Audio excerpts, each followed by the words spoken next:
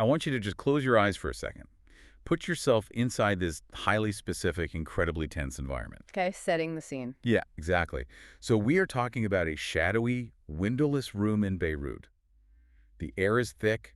The atmosphere is charged with that kind of high-stakes, life-or-death gravity that usually comes right before some massive geopolitical event. Right, the tension is palpable. Totally. And at the front of this room stands a military commander.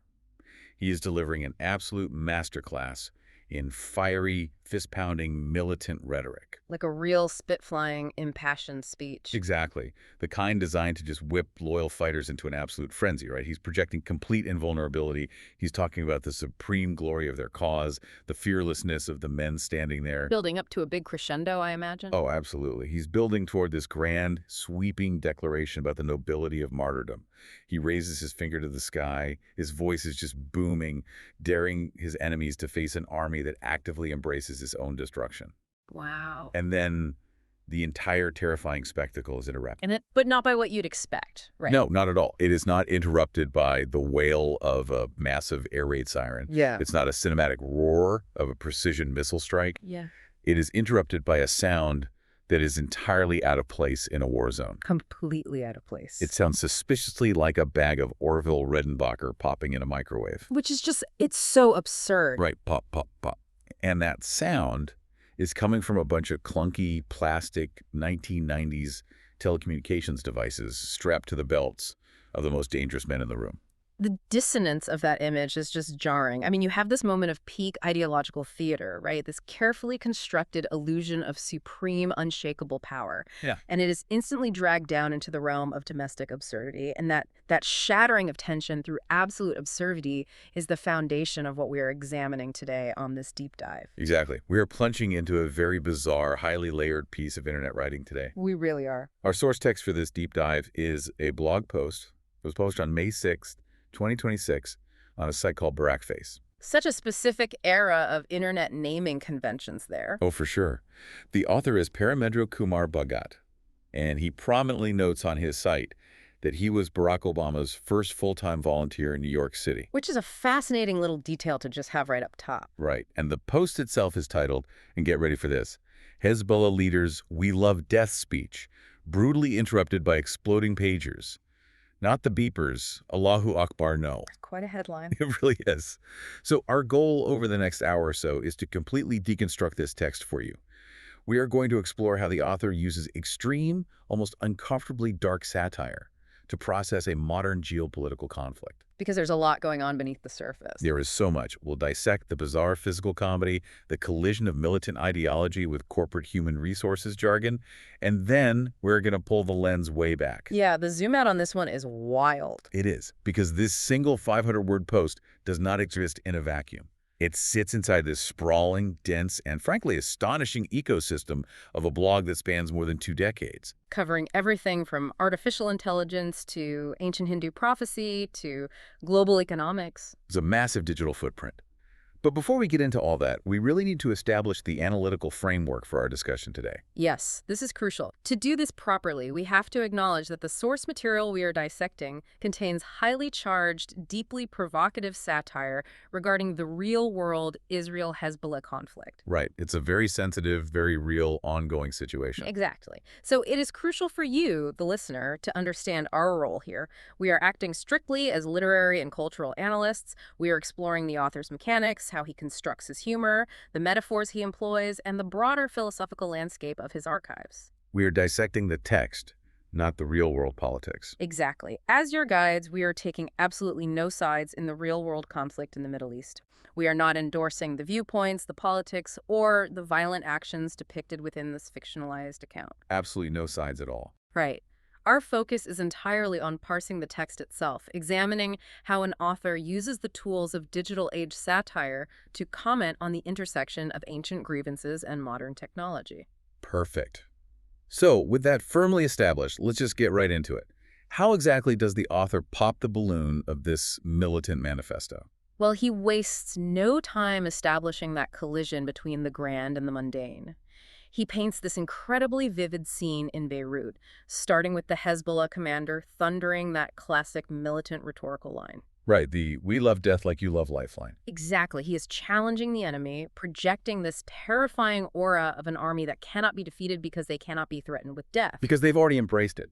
Like, you can't scare a guy who wants to die. Precisely. And then the author just pops the balloon. Hundreds of pagers detonate simultaneously.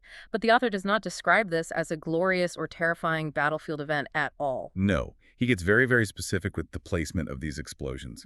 He meticulously places them in pockets, on belts, and in one highly specific detail, quote, right next to a guy's morning falafel. Yes. Yeah. The falafel. I mean, that specific detail just jumps out at you.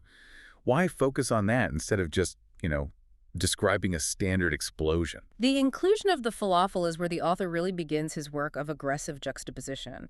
Rhetoric like, we love death, is designed to strip the speaker of their humanity, right? Right, to make them seem like this unstoppable inhuman force. Exactly, to elevate them to the status of an ideological symbol. And a symbol doesn't eat breakfast. A symbol doesn't have a morning routine. Symbol, don't grab street food on a Tuesday. Exactly. So by placing the explosion right next to a morning falafel, the author forces the militant back into the mundane reality of the everyday. It grounds them. It completely grounds them. He takes a terrifying monolithic force and turns them into regular guys who are just trying to eat a snack when their outdated technology turned on them. And the auditory description of the explosion really compounds that mundanity. Like we said earlier, he explicitly writes that it sounded less like glorious martyrdom and more like a microwave full of Orville Redenbacher. Oh, pop, pop. Yeah, pop, pop, pop. We all know that sound. It's so domestic, it's slightly annoying. It's what happens in a break room, not on a battlefield. Exactly. He has taken the ultimate instrument of terror-high explosives and equating it to a kitchen appliance. Because he is deliberately stripping the event of any aesthetic grandeur. There is a deeply ingrained aesthetic to martyrdom in militant ideologies. Right, the whole blaze of glory thing. Yes, falling on the battlefield while facing the enemy, it is supposed to be visually and emotionally overwhelming. Cinematic, almost. Right, and a series of small rhythmic pops emanating from a plastic rectangle from 1996 fundamentally violates that script. It's anticlimactic. It really is. But the author goes way beyond just making it anticlimactic. He pushes the physical comedy into territory that is intensely uncomfortable and humiliating. Oh, he really goes there. He does. He specifies the exact physiology of the injuries. He notes that these fighters received approximately 1.5 grams of high explosive directly to the groin region. Which is such a deliberate choice. Right. He could have just said the pagers blew up and caused severe injuries. But focusing on the groin region feels like a surgical strike on the organization's self-image. Why go for that specific physiological detail? Because it is the ultimate emasculation tactic, written out in satirical form. You have to consider the sociological makeup of a hypermasculine, militant organization. Okay, unpack that a bit. Well, in those environments, authority, strength, and virility are intimately connected. The projection of physical dominance is their primary currency. Right, it's all about being the toughest guys in the room. Exactly. Yeah. So an injury targeting that specific anatomy is not just physically devastating, it is profoundly humiliating. It reduces a terrifying zealot to the punchline of a crude slapstick joke. It's like something out of a middle school comedy, but applied to geopolitics. Yes. And a military force can often survive being feared, and they can certainly survive being hated, but it is incredibly difficult for a militant organization to survive being laughed at. Oh, that's a great point. The author recognizes that humiliation is a weapon that penetrates way deeper than fear.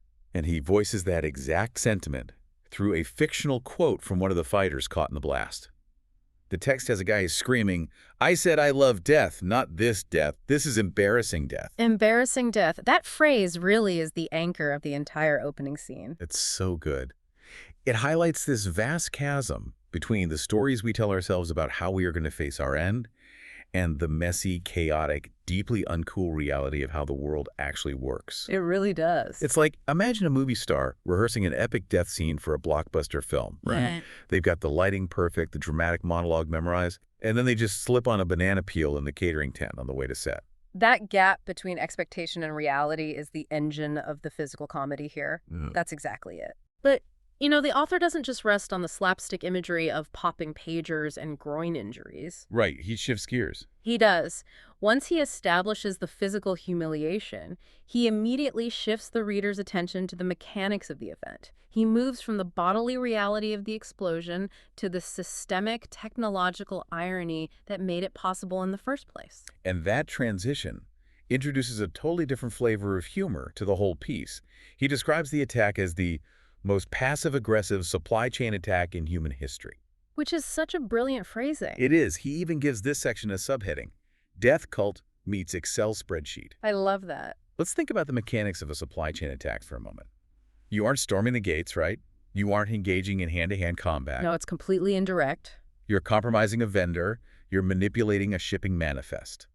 You intercept a pallet of goods in transit, carefully open plastic casings, insert microscopic amounts of explosives, repackage them, and then you just let the enemy's own logistics network carry the bomb directly into their own pockets. It requires thousands of hours of paperwork, tracking numbers, and bureaucratic oversight. It's essentially administrative warfare. Exactly. Administrative warfare. The author is highlighting a profound evolution in modern conflict here.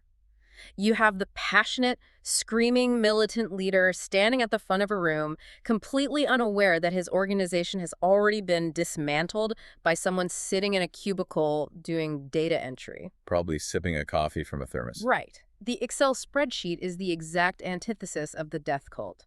One is driven by hot-blooded religious fervor and ancient prophecy. Any other? The other is driven by rows, columns, cold logic, and administrative efficiency.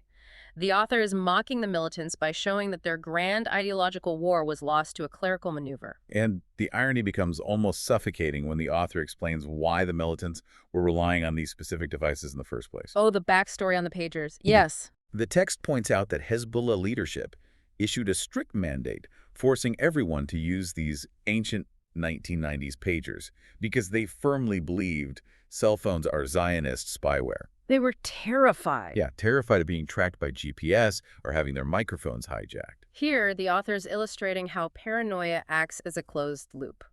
The leadership identified a genuine modern threat, the surveillance capabilities of the smartphone. Which is a valid concern in modern war. Extremely valid. Yeah. But they decided the only way to achieve absolute security was to travel backward in time technologically. They cut themselves off from modern communication under the illusion that analog technology equals safety. It's the paradox of the fortress. Imagine a king who is terrified of being poisoned. So he locks himself in a hermetically sealed room only to slowly suffocate because he forgot to install an air vent. That's a perfect analogy. Or, like a knight in shining armor, he puts on this incredibly heavy iron suit to protect himself from arrows, steps onto the battlefield feeling completely invincible, only to realize he's standing in the middle of a thunderstorm wearing a giant lightning rod. Yes. The extreme measures taken to ensure survival become the exact mechanism of their destruction. The paranoia created a vulnerability that never would have existed otherwise. Exactly. If they had just used regular iPhones, sure, they might have been tracked, but their pockets wouldn't have functioned as shrapnel grenades. And that paranoia forced the militants into an absurd reality that the author exploits brilliantly. Oh, the hospital quote. Yes, he invents this quote from a hospitalized fighter lying in a bed, cradling an injured hand. Let me read it. The fighter complains. I was ready to charge into a hail of bullets. I had my will written. I had my martyrdom video rehearsed. I did not have randomly exploding pager during Zoom call with my unit in the bingo card. The linguistic choices in that quote are incredible. Yeah, they really are. Zoom call with my unit, not on my bingo card. The author is stripping away the militant vocabulary completely. And what does he replace it with? The absolute worst, most mundane phrases of modern corporate remote work culture. Exactly. It forces you, the listener, to reframe the militant. Instead of envisioning a hardened soldier in a trench, you are forced to envision a frustrated middle manager dealing with technical difficulties. Like, hey guys, can everyone see my screen? Oh wait, my pager just blew up. Right. The pandemic really globalized this specific set of annoyances. The dropped internet connection, the forgotten mute button, the endless soul-crushing Zoom meetings. We all know that pain. We do. And by injecting the fighter with this vernacular, the author domesticates the threat. He makes the militant relatable, but only in the context of being an irritated office worker having a terrible Tuesday. It completely neutralizes their menace. If you are rehearsing a martyrdom video, the last thing you want is to sound like Dave from accounting complaining about the quarterly review. It drags the holy war down into the mud of the mundane internet ecosystem. And that ecosystem, the digital culture we all inhabit, is exactly where the author takes the narrative next. Because an event this bizarre, this visually and conceptually absurd, doesn't just happen in a vacuum. No, it instantly gets fed directly into the meat grinder of global social media. Exactly. Yeah. The author notes that upon hearing the news, social media predictably, quote, lost its mind. Naturally. He tracks how the digital public reacted, not with horror, not with nuanced geopolitical analysis, but by instantly memifying the violence. He describes internet users taking clips of the fiery speech and adding sitcom laugh tracks. Which is just so dark. They overlay the explosions with cartoon sound effects. And he specifically mentions people overlaying the footage with the Benny Hill theme. Ah, the Benny Hill theme. If there is a universal auditory shorthand for bumbling, clownish incompetence, it is the Benny Hill theme. It really is. You just picture people running in fast motion. Exactly. The use of that music is the final nail in the coffin of the militant's dignity. But the author goes even further into internet terminology. Right, the plot armor bit. Yes. He describes an edit where the camera zooms in on the leader's shocked face, with a text overlay that simply reads, "Plot armor expired." We really need to examine what it means to apply that specific phrase to a real-world conflict involving actual casualties. Yeah, let's unpack that. Yeah. Because plot armor is a term entirely born from literary and television criticism, right? It describes a fictional character who survives impossible, deadly situations simply because the narrative requires them to stay alive. Exactly. The bullets always mysteriously miss them. Right. Or the bomb always goes off a second after they dive out of the room. Is the invisible shield provided by the author of a story. So, by declaring that the militant leader's plot armor expired, the internet is stripping away his reality. Right. The digital audience is not engaging with him as a human being fighting a war. They are engaging with him as a character in a television show whose contract just ran out. That is a wild way to look at it. It is a profound statement on how a digitally native society consumes trauma. We use the frameworks of fictional entertainment tropes, memes, sound effects, to process real-world violence. Because it's easier to handle that way. Partly, yes. The internet flattens reality into a consumable, gamified spectacle. The author captures that chilling detachment perfectly.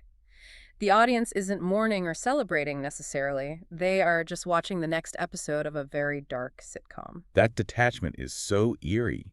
And, amidst all this hyper-digital detachment, I notice the author weaves in a very physical recurring motif that connects the opposing sides. The falafel. Yes, we talked earlier about the victim whose pager exploded next to his morning falafel. Well, a few paragraphs later, the author introduces a fictionalized quote from an Israeli defense source. Right. And he specifically writes that this IDF source sounded suspiciously like he was eating a falafel while giving the statement. It's a great detail. We have the victim and the perpetrator locked in this high-tech, devastating conflict, both anchored to the exact same cultural food item at the exact moment of the strike. Is he highlighting a shared cultural touchstone here? I think he absolutely is. That motif serves as a subtle tether. In a region defined by ancient, deeply entrenched divisions, the author uses the shared geography and shared culinary culture to highlight a common humanity that persists underneath all the ideological warfare. Like, despite everything, they eat the same breakfast. Exactly. They may be trying to destroy each other with micro-explosives and supply chain hacks, but they're both still engaging in the exact same mundane human act of eating a regional street food. But the author uses that shared action to draw a massive contrast in how the two sides approach the conflict, right? He does. The demeanor of the fictional IDF response is fascinating. Let me read the quote. The defense source, presumably chewing his falafel, says, "They told us they loved death. We simply expedited the paperwork. Very accommodating of them, really. We even make sure the explosives were halal." The phrase expedited the paperwork is really the crux of the satire here. The author portrays the response not as a hot-blooded military victory, but as an act of crushing bureaucratic boredom. It's literally like they are processing a DMV form. Exactly. The militant is screaming, "I want to die for the cause," hmm and the opponent is just sighing, stamping a form and saying, "Request approved, standard processing time applies." It echoes the concept of the mechanization of state power. The romance of the militant's cause relies on the idea of a passionate, equally ideologically driven enemy. You need a worthy opponent to be a hero. Right. So when the opposing force treats your holy war like an administrative chore, when they view your desire for martyrdom as a paperwork issue to be expedited, it drains all the glory out of the struggle. You aren't fighting a dragon anymore. No, you are fighting an HR department with a massive defense budget. The casualness of the response, coupled with the mock politeness of ensuring the explosives were halal, highlights this vast asymmetry in capabilities and emotional investment. It's so dismissive, which raises this existential question for the militant organization. How do you possibly recover from this? It's a huge problem for them. Your communication network is a weapon. Your bodies are broken in the most humiliating way possible. Your enemy is bored by you. The internet is laughing at you. So what's the author's solution? It's a brilliant escalation of the absurdity. He shows the organization entering a phase of total technological regression. Yes, the immediate aftermath. He claims Hezbollah had to fundamentally upgrade its communication strategy. But the upgrade is entirely retrograde. Completely. He reports that fighters are now communicating via carrier pigeons, smoke signals, and, this is my favorite, one very confused guy with a megaphone standing on a rooftop yelling coordinates. The image of the guy with the megaphone is just tactical desperation at its finest. They have been terrified out of modernity. Literally. Think about the timeline. First, they dropped cell phones for 90s pagers. Now, traumatized by the pagers, they dropped the 20th century entirely and regressed to ancient and medieval methods. The author is framing technological regression as the ultimate symbol of ideological defeat. If you cannot survive in the modern world, you have to abandon it completely. And this physical retreat is matched by an ideological retreat, isn't it? It is. The author invents a scenario where the leadership issues a brand new religious edict, a fatwa. Now remember, the core tenet of the opening speech was, "We love death." Right. That was the whole point of the speech. But the new fatwa hastily declares, actually, upon further reflection, we love life too, especially life with all 10 fingers. That is amazing. The grand theology just shatters the moment it encounters actual unglamorous pain. Exactly. The author is pointing out the inherent fragility of ideological absolutes. It's easy to love the concept of death in a speech. It is much harder to love it when your hands are missing and your communication network is a literal flock of pigeons. Pigeons. It's so funny. And he brings back the physical humiliation one last time, too. He notes that the leader was unavailable for comment because he was busy explaining to his mid-level commanders why, quote, their testicles now have their own area codes. He refuses to let the reader forget the bodily reality of the attack. He really hammers it home. He uses that emasculation as a constant drumbeat of defeat throughout the piece. But the pinnacle of the satire, the absolute sharpest critique in the entire post, arrives in the form of a corporate announcement at the very end. Yes, the final joke. The text reads, in related news, Amazon has announced a new product line, Hezbollah Edition trademark pagers. Now with 40% more versions per explosion, results may vary. There is an immense amount of commentary packed into that single sentence. Let's break it down, because he's merging the apex of hyper-capitalist consumerism, Amazon, with the apex of religious extremism. Right. He literally slaps a corporate trademark symbol on a terrorist weapon. Which implies that in late-stage capitalism, there are no holy wars, right? There are only target demographics. A militant group is just another market segment looking for specialized hardware. Exactly. The capitalism angle neutralizes the terror by commodifying it. You can just buy it on Prime. With free 2-day shipping. Right. But the 40% more versions per explosion line is a direct, deeply cynical attack on the theological architecture of the organization. How so? Well, the promise of the afterlife, the reward of virgins for martyrdom, is reduced to a promotional feature on a tech product. It's like getting an extra battery or, a free carrying case. Upgrade to premium for more virgins. Exactly. Yeah. And he covers it with standard corporate liability language, too. Oh, yeah. He adds this fake legal disclaimer at the bottom. No actual virgins were consulted in the making of this article. They're still waiting on that whole martyrdom thing to pan out.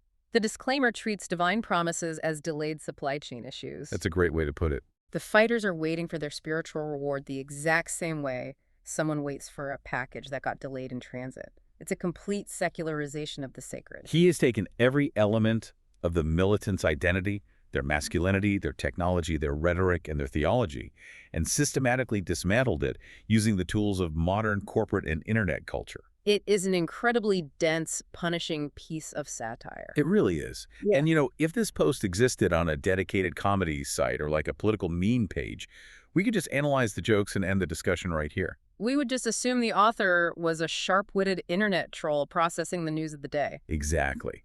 But this is where this deep dive takes a massive, completely unexpected turn. A really massive turn. Because when you look at the web page where this 500-word post lives, you realize it is just one tiny room in a massive labyrinthine mansion. To truly comprehend the weight of this satire, we have to examine the mind of the creator. The context in which this post exists radically alters how we read it. It completely flips it. So if you pull your eyes away from the pager joke and look at the right-hand sidebar of this blog, you see a section labeled Books. Right. And the titles listed there seem to belong to a completely different species of writer. Paramendra Kumar Bhagat has authored books with titles like, listen to these, Lumina AI, The $1 Trillion Sun, Precigenetics, The Technology That Lets Us Watch Life Think, Liquid Computing, Agentic AI Set to Explode in 2026, and Beyond Motion, How Robots Will Redefine the Art of Movement. The contrast is just staggering. It really is. The individual who just wrote a Benny Hill-style slapstick parody about plastic pagers exploding in pockets is not an internet troll at all. No, he is an incredibly prolific, deeply earnest futurist. He spends his days conceptualizing the absolute bleeding edge of human potential. So how do we reconcile the mind that writes a parody of a bombing with a mind that writes about human-tech symbiosis? Let's unpack these concepts to understand his perspective. Look at precigenetics, the technology that lets us watch life think. Let's talk about that. We are talking about the theoretical capability to use light and photonics to observe biological processes at the microscopic genetic level in real time. Watching life think. Yes. It is the ambition to map the exact mechanics of life itself, potentially unlocking cures for diseases that have plagued humanity for millennia. That is incredibly optimistic, high-level thinking. It is. And consider Lumina AI, the $1 trillion sun. The metaphor of the sun suggests he views artificial intelligence not as a chatbot, but as an infinite source of generative energy. Like a utility. Exactly. Yeah. He's writing about AI as a foundational utility that could create unprecedented economic abundance, solving resource scarcity on a global scale. He also writes extensively about agentic AI, and for those who might not track the nuances of the AI industry, generative AI is what we are mostly used to. You type a prompt, it writes a poem or generates an image. Right. But agentic AI is an entirely different beast. It possesses agency. This is a huge distinction. You give it a high-level goal like, well, book me a flight to London, negotiate the hotel rate, and restructure my calendar to accommodate the time zone change. And it actually does it. Exactly. The AI autonomously executes a complex, multi-step workflow across different software platforms to achieve that goal. It acts on the world. So we really must ask ourselves, how does a mind entrenched in the mechanics of agentic AI, liquid computing, and watching life think at the genetic level perceive a geopolitical conflict where combatants are blowing each other up with technology from 1996? The dissonance is deafening. It is. To a futurist, the reliance on a pager that sounds like a microwave isn't just a tactical blunder, it is a profound philosophical failure of imagination. That makes so much sense. The futurist looks at humanity's trajectory and sees us on the precipice of godlike capabilities, curing cancer, achieving infinite clean energy, creating autonomous intelligence. And then he turns on the news and watches localized groups in the Middle East violently regressing, using outdated analog plastics to blow each other's limbs off over ancient, intractable territorial disputes. The sheer vastness of that technological and philosophical gap makes the conflict seem not just tragic, but utterly darkly absurd. It's like, imagine a quantum physicist, right? He's busy designing a fusion reactor that will power the Earth for 1 million years.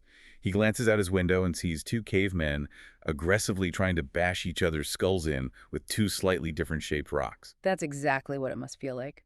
The slapstick humor of the pager post is likely his coping mechanism. Or release valve. Exactly. It is his way of processing the staggering stupidity of human beings utilizing global supply chains and advanced engineering solely to destroy one another rather than elevate one another. But, his intellectual scope does not stop at silicon and robotics. As you continue down this massive bibliography, a second major thematic pillar emerges. It's quite a pivot. A huge pivot. The focus violently shifts from artificial intelligence and technological futurism to ancient spirituality, divine prophecy, and global macroeconomics. The bibliography is genuinely eclectic. We are confronted with titles like Calciism, the economic and spiritual blueprint for an age of abundance. There's velocity money, crypto, karma, and the end of traditional economics. We see the last stage, Lord Kalki, prophecy, and the final war for peace. And alongside these sweeping treatises, he has written numerous works of fiction. Right. Around the World in 1,000 Days, The Country of Geniuses, The Banyan Revolt. Let's deconstruct the concept of Calciism for a second, because it appears to be a really foundational element of his worldview. It does. So in Hindu cosmology, time is cyclical, divided into vast eras called yugas. Okay. We are currently believed to be in the Kali Yuga, which is the final age of darkness, moral decay, and strife. Sounds about right. Kalki is prophesied to be the 10th and final avatar of the god Vishnu, who descends to Earth at the end of the Kali Yuga, riding a white horse with a blazing sword, designed to eradicate darkness and inaugurate a new era of truth and cosmic order. So we have this deeply rooted ancient Eastern spiritual prophecy. But look at how he frames it. He doesn't just write a religious text. He subtitles it, The Economic and Spiritual Blueprint for an Age of Abundance. He takes an ancient prophecy of divine intervention and merges it with modern economic theory. It's fascinating. He is attempting a grand synthesis. This is most evident in the title Velocity Money, Crypto, Karma, and the End of Traditional Economics. He is drawing a direct parallel between the ancient spiritual law of karma, where every action has an inescapable consequence, and the modern technological reality of cryptocurrency and high-frequency digital finance. Wait, karma in crypto? Yes. Think about it. In a blockchain environment, money moves at the speed of light, completely bypassing traditional banking gatekeepers. Digital capital reacts instantaneously. He is suggesting that velocity money is the economic manifestation of instant karma. That is an incredibly ambitious intellectual leap. To look at Bitcoin and see the fulfillment of a Hindu prophecy about cosmic justice. It is wild. And he even extends the synthesis to municipal planning. Municipal planning, Yeah. like city buses. Yes. He wrote a book called Grounded Greatness, The Case for Smart Surface Transit in Future Cities. He's weaving together the mystical return of Vishnu, the cryptographic nature of digital ledgers, and the logistics of city bus routes. It speaks to a mind that just refuses to compartmentalize knowledge. Absolutely. Most academics or writers stay securely within their designated silos. The economist writes about inflation, the theologian writes about scripture, the satirist writes jokes. Right. But Paramendra Bhagat is attempting to build an overarching, unified theory of the future, where the development of agentic AI, the logistics of surface transit, the principles of karma, and the absurdity of a pager attack are all interconnected nodes in the same massive web of human evolution. Exploring this blog sidebar feels exactly like an archaeological dig in a digital landscape. That's a perfect way to describe it. You're walking along, you see something shiny poking out of the dirt, and you brush it away. You think you've just found a funny, isolated artifact, a political cartoon about exploding pagers. Just a quick meme. Right. But as you keep brushing away the dirt, you realize that cartoon isn't an isolated artifact at all. It is just the spire of a buried cathedral. You keep digging, and you unearth an entire cinematic universe of science fiction novels, sweeping economic theories, predictions about the trillion-dollar energy potential of artificial intelligence, and a spiritual blueprint for something he refers to elsewhere as a reorganized UN. The scale of this digital footprint is really what demands our attention. Consider the sheer stamina required to maintain this archive. How far back does it go? If you analyze the timestamps on the blog, this repository spans from October 2004 all the way to May 2026. Oh, wow. 22 consecutive years of continuous public intellectual output. And he has amassed close to 5 million page views over that time. 2 decades of meticulously documenting every stray thought, every novel draft, every economic hypothesis, and every dark joke, centralizing it all in one specific corner of the internet. It's almost overwhelming to think about. It is, and you gain even further insight into his mental machinery by examining the news links he curates on the sidebar. This tells us what fuels his writing on a daily basis. What's he reading? He is linking to dense analytical sources, the New York Times, Vox, Foreign Affairs, Wire. So heavy stuff. Yes. He is deeply tracking the nuances of the U.S.-China geopolitical rivalry. He is analyzing articles about the return of Japanese hard power and the rebuilding of their defense industrial base. He is studying the sluggish adoption rates of AI in American manufacturing facilities. This daily diet of global information paints a very clear profile. He is hyper-informed and globally minded. He's not just some reactionary pundit firing off hot takes based on a headline. Not at all. He is actively synthesizing macroeconomics, emerging technologies, Asian defense strategies, and ancient philosophies on a daily basis. And when you understand that this is the architecture of the author's mind, it fundamentally reframes the initial satirical post we analyzed, doesn't it? It completely changes it. The joke about the microwave popcorn pagers is not a cheap, callous shot taken by someone who doesn't care about the world. It is a highly calculated deployment of a specific literary tool. Satire is just one instrument in his massive intellectual toolbox. Exactly. He uses data analysis to understand the trajectory of AI. He uses ancient spiritual frameworks to imagine an economy of abundance.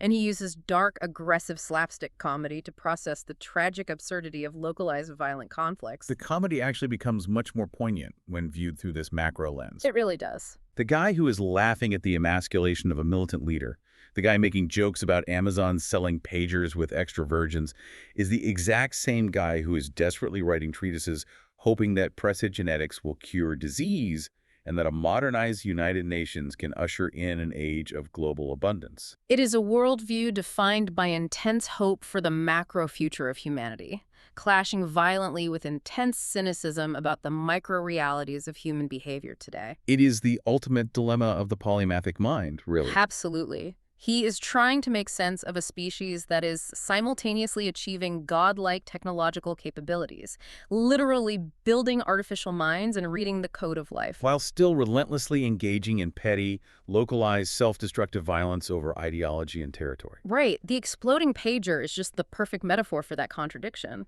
Think about it. A modern piece of global telecommunications technology, hollowed out and filled with primitive explosives to settle an ancient grudge. That is beautifully put. Wow. We have covered an immense amount of ground in this deep dive today.